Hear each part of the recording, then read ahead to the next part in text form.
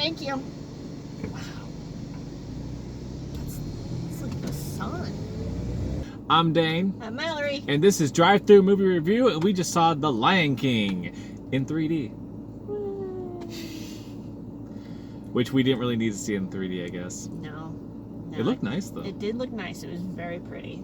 Is it a good I mean, I liked it, but I guess my big problem is... Why? Why? It's not new. It's not new. This was basically a shot-for-shot remake, and what they did add in did not add anything to the story. Like, the Nala storyline was a little bit more in depth, right? Yeah, okay. I mean, just made her more of like a fighter and more of like a general. I did kind of like that. Here's the thing. This is based on great source material of The Lion King, which is itself based on great source material of Shakespeare's Hamlet. So really, this is just like a third-generation cash grab ripoff to me. While it was very good. Like, there's so many talented people in it. You know, Donald Glover's great. Beyonce's an amazing singer. I'm not sure what she really brought as a voice actor that anyone else couldn't have brought. She only sang 2 songs. It was really good, but it just wasn't necessary. Which is kind of that's where I'm torn about, yeah. How I feel about pretty much everything Disney this year. And like, as always, your quality is top notch. I'm not counting Marvel. Back off. Chill out, fanboy. Okay. Just didn't really bring anything new. Aladdin, Toy Story 4, this. I guess with like Aladdin and Dumbo, they changed the story a little bit. But at least they tried to change the story, where Lion King, they just played it so safe, and it was just... It's such a perfectly made movie. Like, if they changed it, we'd be pissed off because they changed a really great movie to make it worse. It was really a no-win situation going to The Lion King. So I'm not sure why they even tried, honestly. And, well, because for money. Yeah, but as I was sitting through the trailers and like the opening title card song came up, I couldn't stop smiling. I still love the music. Yeah. It's so amazing, and like that epic start, you know, the circle of life, like it's beautiful, and it's the imagery is beautiful. I definitely found myself caught up in the story anyway, just because I like The Lion King, where, you know, we got this whole stampede scene, Mufasa's climbing the wall, and it's like, just, oh no, like, even knowing what's gonna happen at points, I got really into it, because, I mean, it's still a good movie.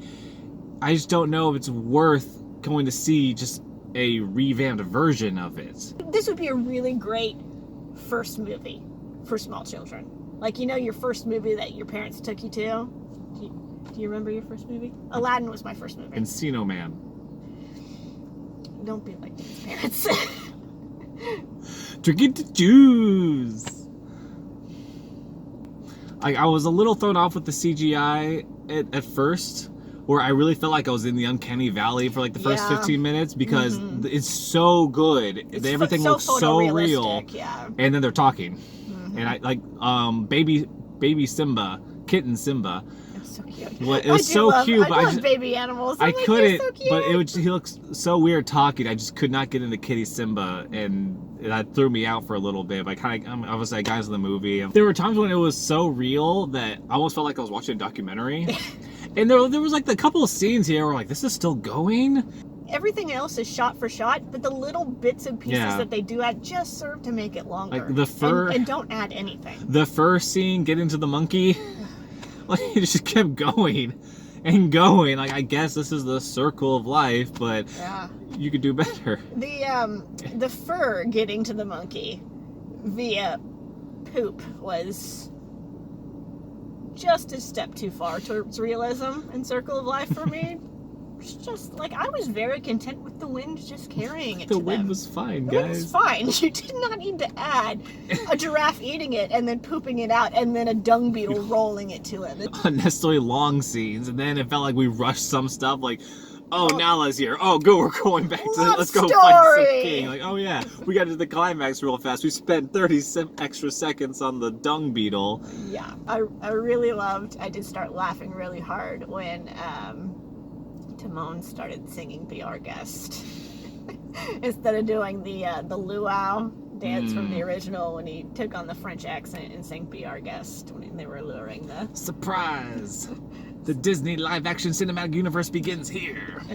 So will they live-action remake the direct-to-DVD movie sequels. That'd be amazing. No, don't do that. A half thumb up. Okay, you know what? I go with the clock system. Last time it was like a 10 for M in Black. This one's like a 2 because it's on the sweep down instead of the sweep up. Yeah, there we go. All right, I can go with that. I can go with that. It's on the upper end of things, but it's on the going down. Mm-hmm. But right. Yeah, the clock system. The clock system. I think we got a good system going now. All right, guys. Give it a 2. It's a good movie, but it's on its way down. All right, we'll see you all next time.